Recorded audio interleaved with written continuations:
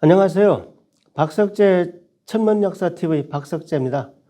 오늘은 천문역사 뉴스 카테고리 47번째 시간입니다. 여러분, 제가 지난 5월 31일 대한사랑 이사장에서 물러났습니다. 제가 취임한 게 2019년 7월이었는데 벌써 4년의 세월이 흘렀습니다. 취임한 게 엊그제 같은데 세월이 금방 지나네요. 사실 처음 취임했을 때 사무실도 없던 상황이었습니다. 그래서 일단 무조건 뛰고 봤습니다. 그래서 전국의 그 지부들을 다 한번 다시 정비할 겸 하여튼 전국을 누비고 다녔습니다. 안 간 데가 없어요. 한 달 동안 다녔고 바로 그해 가을에 최초로 개천문화 국민 대축제를 주최했습니다. 2019년 10월 2일 서울올림픽공원 올림픽홀에서 행사를 열었습니다. 그날 비도 오고 그래서 우리 회원님들이 참 많이 불편하셨을 텐데 정말 많이들 오셨습니다. 그래서 그 올림픽홀을 꽉 채웠습니다. 그때 한번 우리도 개천축제를 한번 부활해보자, 그런 정신을 가지고 이 행사를 주최했습니다. 그래서 앞으로 매년 이렇게 할 줄 알았는데 요 직후에 이제 우리 코로나가 닥쳐요. 이것이 실내에서 연 마지막 그 개천 행사가 됐습니다. 그다음 이제 2020년 새해가 돼서 인도에서 환단고기 북 콘서트를 열었습니다. 이것도 정말 기적같이 다녀왔어요. 저는 못 갔습니다만은 인도의 그 코로나가 퍼지기 직전에 정말 치고 빠지는 식으로 아주 행사를 잘 마치고 돌아왔습니다. 만일 한 달만 늦었어도 아마 행사가 불가능했을 겁니다. 제가 이제 여러 가지 행사를 하다 보니까 저만 뛰어서는 안 되지 않습니까? 근데 특히 우리 대한사랑 간부들이 다들 역사를 평생 거의 공부한 분들입니다. 근데 어떤 분들은 그 민족 종교 그 틀에서 평생 공부를 했고 그러다 보니까 학위가 없어요. 제가 봐서는 사실 그 시원찮은 식민사학자 박사들보다 훨씬 나은데 문제는 사회에서 보는 눈이지 않습니까? 그러니까 별로 이렇게 내세울 게 없고 그렇더라고요. 물론 꼭 그것뿐이 아니라 여러 가지 다른 이유까지 고려해서 우리 대한사랑 내부에 우리 대한사관 지도사 자격증을 만들었습니다. 회원들이 더 자부심을 가지고 외부 활동을 할 수 있게 적극 지원했습니다. 그 다음에 임명된 지 거의 1년이 지나서 처음으로 사무실을 마련했습니다. 그렇게 사무실을 우리가 배달의숙이라고 명명했습니다. 배달의숙은 잘 알다시피 환단고기를 편찬한 계연수 선생님께서 그 독립군들과 함께 지내던 곳입니다. 그러니까 당연히 낮에는 군사훈련을 하고 밤에는 역사를 공부했던 것이죠. 그래서 정말 배달의숙이라는 이름에 걸맞게 저희가 앞으로 살아가자 그런 취지로 그렇게 이름을 정했습니다. 그 다음에 드디어 제가 우리 간부들을 독려해서 전북 강의 전선에 나서게 했습니다. 어서와 시리즈를 만들었습니다. 어서와, 진짜 역사는 처음이지. 1급 지도사들만 우리 배달의숙에서 유튜브로 강의하도록 했습니다. 근데 더 의미가 있었던 것은 중동 지역 동포들과 공동으로 주최를 했습니다. 그래서 해외 동포들하고 같이 했다는 점에서 좀 더 의미가 있었다고 봅니다. 어서와 시리즈는 그 목요 라이브로 계속 진행하고 그 외 특별 프로그램을 편성하기도 했습니다. 아울러 이 어서와 시리즈는 아주 작은 책자로 제작이 돼서 여러분들이 더 쉽고 편하게 만날 수 있게 됐습니다. 그 다음에 이제 코로나 때문에 바로 가을에 하던 그 개천 축제를 이제 실내에서 온라인으로 하게 됐습니다. 11월 15일 날 세계 개천문화 대축제 2020년 행사를 상생방송 공개홀에서 하게 됐습니다. 많은 분들이 줌으로 연결이 되고 해서 비록 온라인으로 주최되긴 했지만 행사 내용은 상당히 다채로웠습니다. 그 다음에 그해 말에 우리 대한사랑 청소년단 여름학교를 최초로 실시했습니다. 이름은 여름학교인데 미뤄져서 가을에 출발하게 됐습니다. 그래서 저는 평소 그 청소년들이 이때 친구들끼리 여름에 바닷가에서 단체로 활동도 좀 하고, 그리고 그것은 선택이 아니라 필수다, 꼭 해야 된다, 그런 생각을 늘 가지고 있었어요. 어른이 돼서 놀러 다니는 것보다 아이들 때 그렇게 만나는 것이 친구들과 더 유대관계도 깊어지고 인생에 저는 큰 도움이 된다고 생각합니다. 그래서 하여튼 최소한의 예산으로 정읍으로 여행을 떠났었습니다. 그래서 우리 청소년들이 매우 좋아하는 것을 보고 이 사업을 더 키워야 되겠다, 그런 결심을 하게 됐습니다. 그 다음 2021년에는 여러 가지 굵직굵직한 일들이 있었는데, 일부 국회의원들이 교육기본법 교육 이념에서 홍익인간을 삭제하겠다는 주장을 했습니다. 그 교육기본법 개정안에 보니까 홍익이란 말이 다 빠져 있어요. 그래서 우리 대한사랑을 비롯한 우리 애국 세력들이 거센 반발로 그들을 굴복시켰습니다. 신문의 그 전면 광고로 홍익인간을 무참히 짓밟은 국회 12역적은 사죄하라, 제목이 좀 강합니다만 뭐 이렇게 해야죠. 버릇을 고쳐놔야죠. 이런 일이 있었습니다. 그 다음에 처음으로 이제 봄 행사가 생겼어요. 가을에 개천 행사를 축제 형식으로 한다면은 봄에는 좀 학술적으로 하자. 식민사관 논문들을 확실히 제압하는 민족사관 논문들을 발표하자. 반도사관을 제압하고 대륙사관으로 우리 역사를 되찾자. 바로 그것이 이 국제학술문화제의 기본 정신이었습니다. 그래서 대한역사문화혁명 원년을 선포한다. 2021년 6월 달에 최초로 학술문화제를 시작했습니다. 그 다음에 이어서 여러분이 잘 아는 가야 문제가 또 터졌습니다. 남원의 고분군을 유네스코의 기문 고분군으로 등록하겠다는 겁니다. 그리고 합천의 고분군도 다라로 표현했죠. 잘 아시겠습니다만은 기문과 다라는 일본 서기식 표현입니다. 임나일본부가 바로 여기 우리나라에 있었다는 그런 주장을 뒷받침하는 일입니다. 한마디로 독도를 다케시마라고 유네스코에 등록하는 것과 같은 일입니다. 그래서 저희가 신문 광고로 책동을 막았습니다. 그래서 보시면 문화재청, 남원시, 합천군과 관련 학자들은 국민과 역사 앞에 사죄하라, 이런 제목으로 2021년 8월 24일 신문 광고를 냈습니다.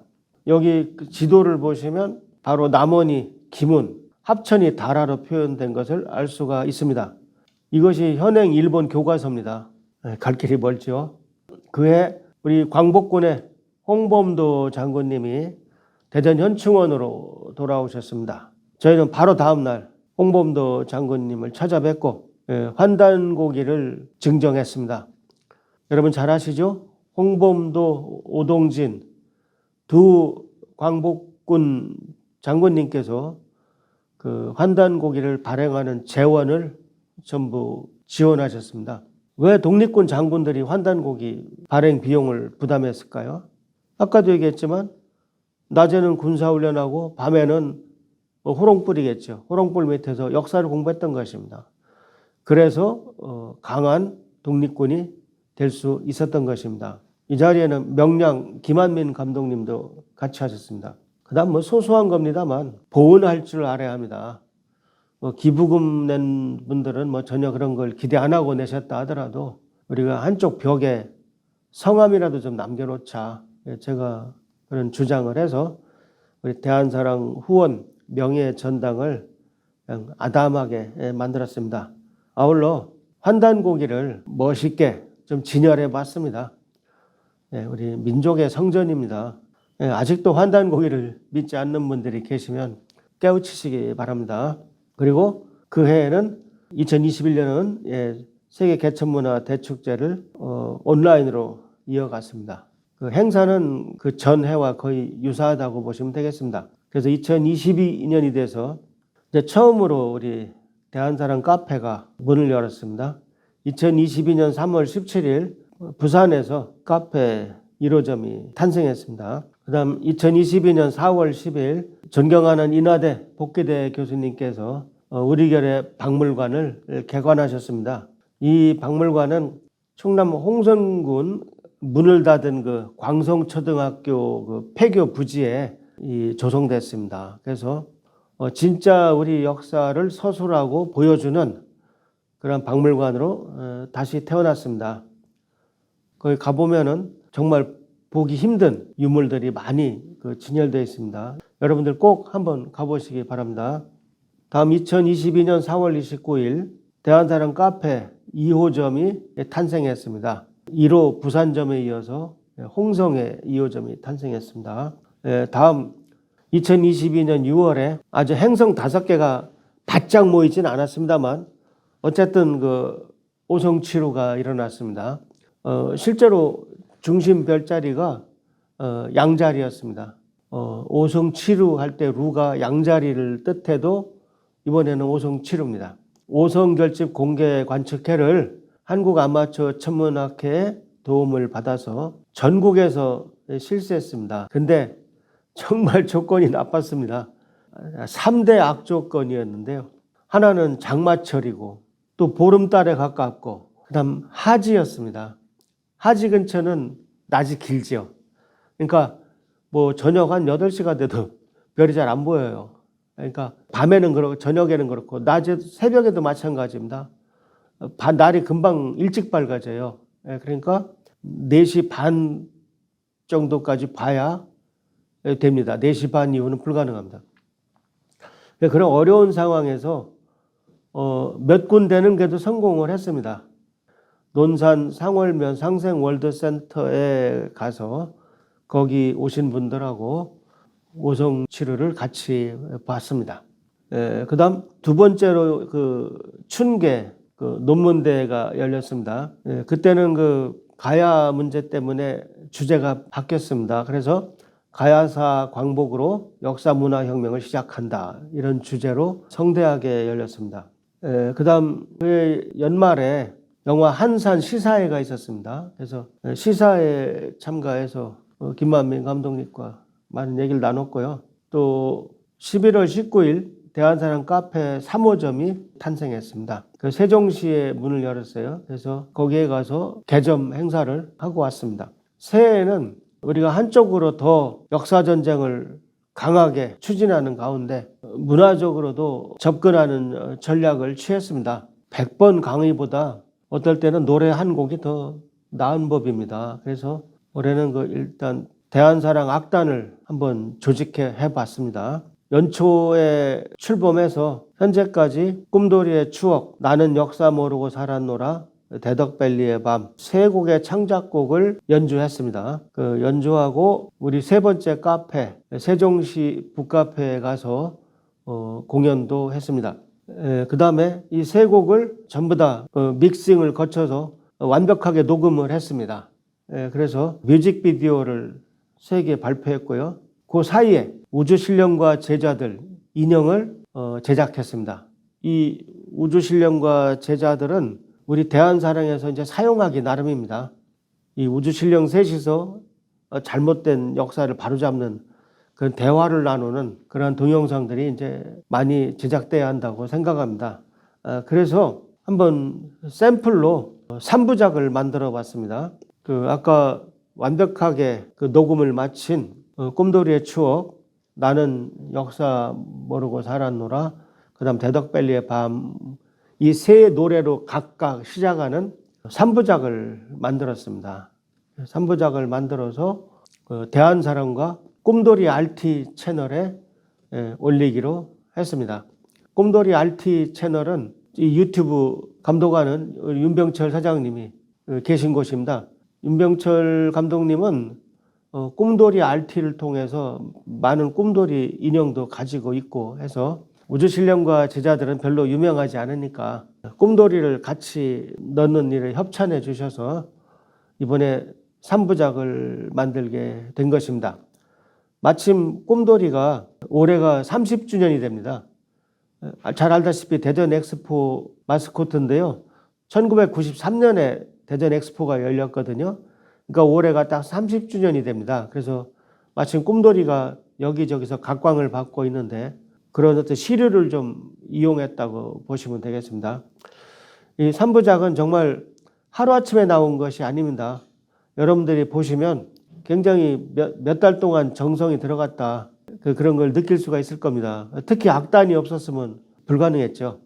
이젠 우리가 우주신령과 제자들도 있고 악단도 있고 캐릭터도 있습니다. 그러니까 더 효과적인 역사 전쟁을 해야 되겠습니다. 그리고 반드시 이겨야 되겠습니다.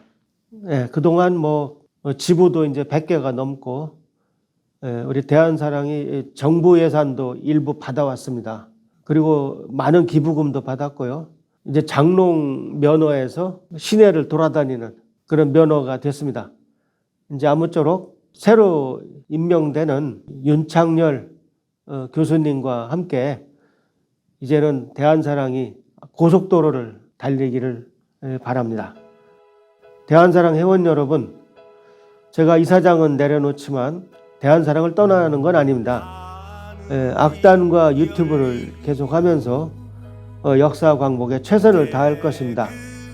그럼 모두 건강한 얼굴로 다시 볼 수 있기를 바랍니다. 안녕히 계십시오.